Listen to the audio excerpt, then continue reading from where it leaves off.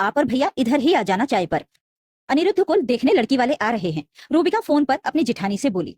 अच्छा वे ही देहरादून वाले जो रिश्ता कामिनी ने बताया था या कोई और? जेठानी ने पूछा। हाँ दीदी वही लोग हैं। अच्छा एक बार इधर आकर नजर तो डाल जाइए, नाश्ते में रखने वाली चीजों पर कोई कमी पेशी लगे तो बता दीजिएगा। आपको तो पता ही है कि बाद में मेरे हाथ पैर फूल जाते हैं। रूबिका बोली। ये तो ठीक कहा तुमने रूबिका, भाई मेरी चॉइस का तो ये पूरा कुनबा कायल है। दरअसल मेरे आने से पहले यहाँ एक टी सेट तक ढंग का नहीं था, गिलास में चाय पीते थे। चलो तुम्हारे भैया को नाश्ता देकर आती हूँ। ठीक है दीदी। जेठानी से बात करके फोन रखते ही रूबिका सीधी सास के पास गई और बोली। माँ जी दीदी को कह दिया है कि शाम को भैया के साथ पहुंच जाएं। ठीक किया। कुछ कह रही थी क्या? नहीं, असल में मेरे मुंह से निकल गया कि दीदी मेहमानों के आने से पहले जरा इंतजाम पर नजर डाल जाना, और उन्होंने तो वहीं अपनी बढ़ाइयां मारनी शुरू कर दी। हाँ तो वो तो मारेगी ही बढ़ाइयां, कितनी बार कहा है तुझे कि ज्यादा मत बोला कर, पर तुझे भी चैन कहाँ है। अब आएगी और 70 कमियां निकाल कर सब उलट पुलट कर रख देगी। माँ जी मैंने तो वैसे ही आदर देने के लिए कह दिया था। उसे आता है क्या आदर करवाना? वो तो ये दिखाएगी कि उसके बिना तो मेहमानों को चाय पिलाने का भी शऊर नहीं किसी को। पूरे 28 साल हो गए मुझे तो देखते देखते, और 26-27 साल तो तुझे भी हो गए हैं, पर तेरी समझ में पता नहीं कभी ये बात आएगी या नहीं। रूबिका ने टी सेट वाली बात सास को नहीं बताई, वरना उन्हें और भी गुस्सा आ जाता। खैर वो चुपचाप रसोई में पहुंचकर काम में लग गई और मन ही मन सोचने लगी कि काश जब दीदी यहाँ आए तो सास अपने कमरे में आराम करने चली जाए। जेठानी को यहाँ आने का न्योता देकर आफत मोल ले ली। रूबिका ये बातें सोच ही रही थी कि इतने में गेट खुलने की आवाज आई। वो समझ गई कि कल्पना दीदी आ गई हैं। रसोई से तुरंत निकली तो सास वहीं बैठी थी। बोली। देख तो रूबिका गेट पर कल्पना है या कोई और? मैं ही हूँ माँ जी। वो रूबिका ने कहा था कि चाय पानी का इंतजाम देख जाना, तो इसलिए दौड़ी भागी आई, वरना कहाँ टाइम होता है। खैर चरण स्पर्श माँ जी, जीती रहे। इंतजाम तो सारा बढ़िया है, ये रूबिका भी जाने क्यों डरी रहती है। माँ जी मायके में देखा नहीं ना इसने ये सब कुछ। अब तो चाहे वे कितने भी पैसे वाले हो गए हों, पर शादी के टाइम तो इसके मायके वालों का स्टैंडर्ड दिख रहा था।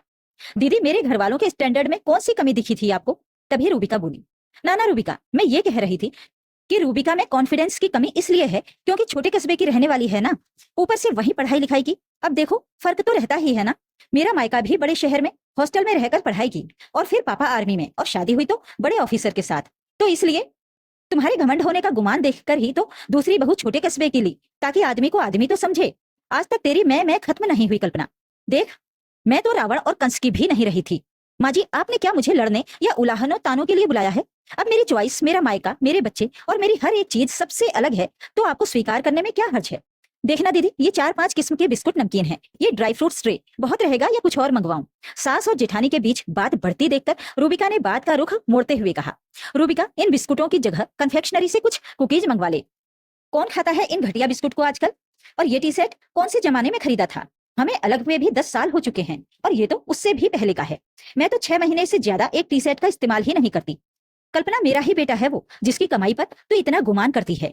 रूबिका लड़की वालों के सामने ज्यादा बढ़ चढ़कर दिखावा करने की कोई जरूरत नहीं। जो है जैसा है हकीकत दिखाओ, ताकि उन्हें कोई गलतफहमी न रहे। ठीक है रूबिका मैं चलती हूँ, शाम को किसी को भेजकर मेरे घर से टी सेट मंगवा लेना। माँ जी काफी देर तक बड़ी बहू कल्पना के घमंडी स्वभाव को लेकर बड़बड़ाती रही, पर रूबिका चुपचाप अपने काम में लगी रही। निश्चित समय पर रूबिका की फुफेरी ननद कामिनी अपने पति और लड़की के माता पिता के साथ पहुंच गई। आइए आइए, मैं हूँ लड़के की ताई कल्पना, और ये मेरे पति संदीप, मैनेजिंग डायरेक्टर की पोस्ट पर हैं। मेरे दोनों बच्चे तो ऑस्ट्रेलिया में हैं। हाँ हाँ, अनिरुद्ध से 1 साल बड़ा है मेरा बेटा। कामिनी अपने दीपक के लिए भी कोई वेल रेपुटेड फैमिली की लड़की बताओ। अब रूबिका का बेटा तो बहुत साधारण सा है, पूरा मम्मी का बेटा है। भाई मैंने तो बच्चों के ऊपर कभी टोका टाकी नहीं की। मुझे कतई पसंद नहीं कि बहू बेटे को मुट्ठी में बंद करके रखो। उस शाम की मुलाकात के बाद ऐसा लग ही नहीं रहा था कि मेहमान रूबिका के बेटे को देखने आए हैं। जब तक वे लोग रहे कल्पना ही बोलती रही। जाते जाते लड़की की माँ ने शायद ही रूबिका से बात की हो, पर कल्पना का फोन नंबर लेना नहीं भूली। चलो भाई रूबिका, तुम्हारे बेटे का तो रिश्ता हो गया, अब हमारे दीपक के लिए भी कोई मैच मिल जाए बस। पर दीदी वे लोग तो ये कहकर गए हैं कि आपस में बात करके बता देंगे। वैसे आपकी तो काफी बातचीत हुई, कैसे लगे आपको? अब तुम तो किचन में घुसी रही, मुझे तो बात करनी ही पड़ी। लड़की के बाबा 2 बार अपने क्षेत्र के विधायक रह चुके हैं, अच्छा खासा बिजनेस है। देखो मुझे तो काफी हाई फाई लगे। पता नहीं तुम जैसे साधारण परिवार के साथ बेचारी लड़की कैसे निर्वाह करेगी। मुझसे तो काफी इंप्रेस थे वे लोग। और तुम्हें कहा था कि टी सेट मंगवा लेना उधर से, पर नहीं, ऊपर से नाश्ता भी कहाँ चखा उन्होंने। पकौड़े तलने की क्या जरूरत थी? भला कौन खाता है आजकल तला भुना। खैर तुम्हारी मर्जी। माँ जी नया ही तो है हमारा टी सेट, मुश्किल से 5-7 बार निकाला होगा, भले ही कई साल पहले खरीदा था। सफेद बोन चाइना का टी सेट आज भी चमचमाता है। छोड़ बहू, कल्पना की बात तो वही जाने। ऐसे दिखाती है जैसे मैं नहीं, यही संदीप की माँ है। आप भी ना माँ जी गुस्से में कुछ भी कह देती हैं। जहाँ संजोग होगा रिश्ता वहीं होगा। अगले दिन कामिनी ने फोन पर माँ जी से कहा, मामी जी, लड़की वालों को अनिरुद्ध और उसके माता पिता बहुत ही साधारण लगे। कह रहे हैं रिश्तेदारी ऐसी तो होनी ही चाहिए कि किसी से परिचय करवाते समय शर्म ना आई। एक बात और, उन्हें कल्पना भाभी और संदीप भाई बहुत ही पसंद आए हैं। वे दीपक को देखने की इच्छा जता रहे हैं। क्या कामिनी इस बात को खत्म कर और दीपक के लिए मना कर दे।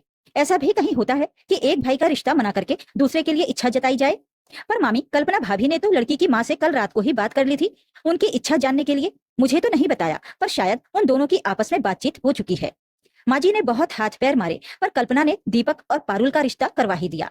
माँ जी, रिश्ते की बात तो हजारों जगह चलती है, घर की बात है, मैं आपके हाथ जोड़ता हूँ। भाई भाभी से कुछ मत कहना, पोते तो दोनों आपके ही हैं।